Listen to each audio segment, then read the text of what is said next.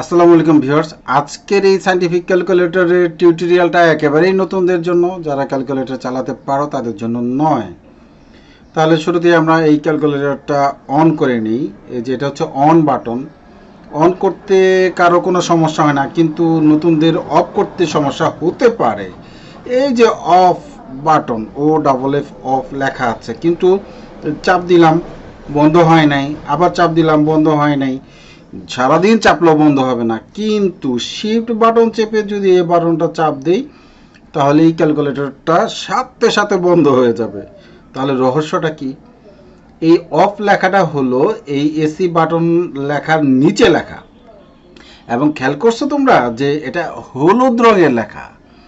তাহলে পরে এই হলুদ রঙের নিচে যত লেখা সেগুলো কাজে লাগাতে চাইলে আমার শিফট বাটন চেপে আসতে হবে। তাহলে সায়েন্টিফিক ক্যালকুলেটরের একটা অন্যতম বৈশিষ্ট্য হলো এক একটা বাটন একাধিক বাটন হিসেবে কাজ করে। যেমন আমি এই শিফট বাটনটার আরও কয়েকটা ব্যবহার দেখাই। 5 স্কোয়ার, ও চালুই তো দেই নেই, চালু দিয়ে নেই। হ্যাঁ, 5 স্কোয়ার সমান কত?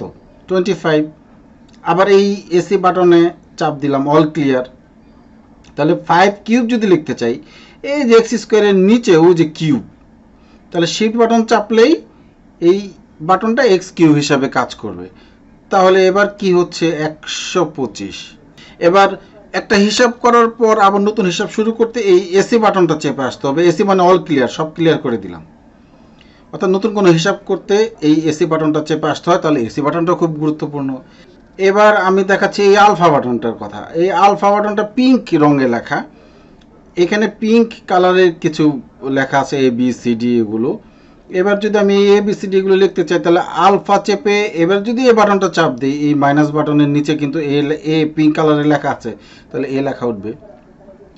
আলফা চেপে যদি এই বাটনটা চাপ দিই তাহলে বি লেখা উঠবে।